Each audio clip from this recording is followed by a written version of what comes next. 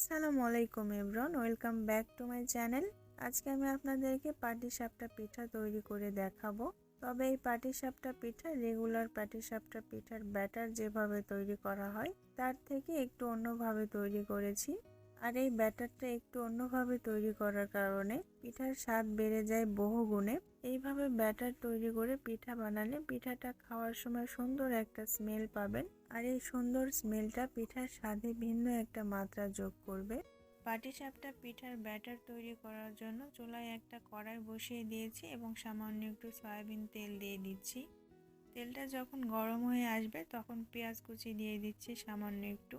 এখন এই পেঁয়াজটাকে গোল্ডেন ব্রাউন কালার করে ভেজে নিব। যখন পেঁয়াজটা গোল্ডেন ব্রাউন কালার হয়ে যাবে তখন দিয়ে দিচ্ছি হাফ টেবিল চামচের মতো জিরা, একটা সাদা এলাচ এবং এক টুকরা দারুচিনি। কিছুক্ষণ ভেজে নিব, লক্ষ্য রাখতে হবে এগুলো যেন পুড়ে না যায়। এবার দিয়ে দিচ্ছি 1 কাপ পানি। এখন একটা তেজপাতা দিয়ে দিচ্ছি এবং আরও 1 কাপ পানি ব্যবহার করব। টোটাল আমি এখানে 2 কাপ পানি ব্যবহার করেছি। আপনারা কি পরিমাণ পিঠা তৈরি করবেন সেই পরিমাণটা বুঝে পানিটা ব্যবহার করবেন। এবার দিয়ে দিচ্ছি স্বাদ মতো চিনি।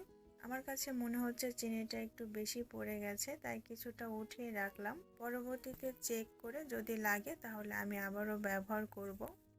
এখন 4 থেকে 5 মিনিটের মতো বলক তুলে নিব। তাহলে পেঁয়াজ বেরেস্তার, জিরার এবং গরম মশলার যে স্মেলটা আছে সেটা সম্পূর্ণ পানির মধ্যে চলে আসবে। আর এই সুন্দর স্মেলটার জন্য পিঠাটা খেতেও ভালো লাগবে। যখন বলক তুলে নেওয়ার পর দিয়ে দিচ্ছি সামান্য একটু লবণ। লবণটা দিলে মিষ্টি পিঠাটা খেতে একটু বেশি ভালো লাগে।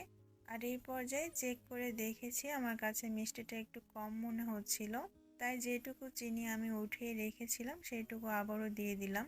চিনিটা দেওয়ার পর কিছুক্ষণ জাল করে চুলাটা বন্ধ করে দিচ্ছি। এবার এই পানিটাকে একদম ঠান্ডা করে ফেলতে হবে, তারপরে পিঠার ব্যাটারটা তৈরি করতে হবে। গরম থাকা অবস্থাতেই যদি চালের গুঁড়া দিয়ে দেন সেই ক্ষেত্রে চালের গুঁড়া সিদ্ধ হয়ে যাবে, তখন পিঠাটা ভাজার সময় আর প্যান থেকে উঠতে চাইবে না। একটা মিক্সিং বোলের মধ্যে ঢেলে নিয়েছি। পানিটা কিন্তু একদম পুরোপুরি ঠান্ডা হয়ে গেছে।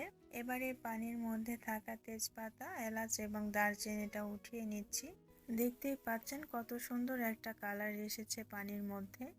দেখে মনে হচ্ছে এখানে আমি গুড় ব্যবহার করেছি, কিন্তু পেঁয়াজটা গোল্ডেন ব্রাউন কালার করে ভেজে নেওয়ার জন্য পেঁয়াজের কালারটা পানির মধ্যে চলে এসেছে। এখন দিয়ে দিচ্ছি 1 কাপ আতপ চালের গুঁড়া। যেই কাপ দিয়ে আমি পানি মেপে দিয়েছিলাম সেই কাপ দিয়ে চালের গুঁড়াটা দিচ্ছি। আর এটা ভিজা চালের গুঁড়া।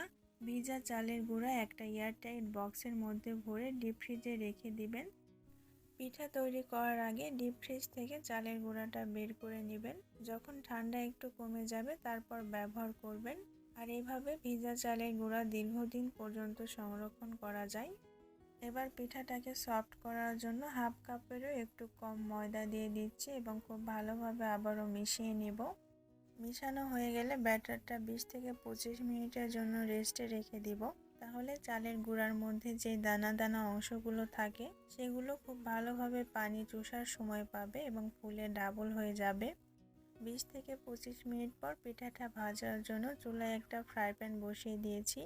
প্যানটা গরম হয়ে গেলে সামান্য একটু তেল দিয়ে এক্সট্রা তেলগুলো টিস্যুর সাহায্যে মুছে নিব। এখন পরিমাণ মতো পিঠার ব্যাটার দিয়ে ঘুরিয়ে গোল করে নিচ্ছি এবং ঢাকনাটা লাগিয়ে দিব। প্রতিবার পিঠার ব্যাটারটা ফ্রাই প্যানে দেওয়ার আগে অবশ্যই নেড়েচেড়ে মিশিয়ে নিতে হবে, কারণ চালের গুঁড়া নিচে জমা হয়ে থাকে এবং উপরে শুধু পানি থাকে, তাই নেড়েচেড়ে একটু মিশিয়ে নিতে হবে। কিছুক্ষণ পরে ঢাকনাটা খুলে নিলাম এবং পিঠার পুরটা দিয়ে দিচ্ছি। কিভাবে আমি এই পিঠার পুরটা তৈরি করেছিলাম সেটাও অন্য একটা পাটিসাপটা পিঠার ভিডিওতে আপনাদের সঙ্গে শেয়ার করেছি। সেই পাটিসাপটা পিঠার ভিডিওর লিঙ্কটা আমি ডেসক্রিপশন বক্সে দিয়ে রাখবো, চাইলে সেখান থেকে দেখে নিতে পারেন। এবার পিঠাটা ফোল্ড করে নিচ্ছি, তারপর পিঠাটাকে উঠিয়ে নিলাম। আর এইভাবে সবগুলো পিঠা আমি ভেজে নিব।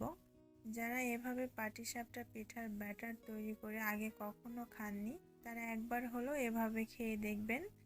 আশা করছি আপনাদের ভালো লাগবে। যদি ভালো লাগে ভিডিওতে একটা লাইক দিয়ে দিবেন, কমেন্ট করবেন এবং চ্যানেলটিকে সাবস্ক্রাইব করে রেসিপি বাই আনাবিয়ার সঙ্গেই থাকবেন। নতুন ভিডিওর আপডেট পেতে পাশে থাকা বেল বাটনটি ক্লিক করে রাখবেন।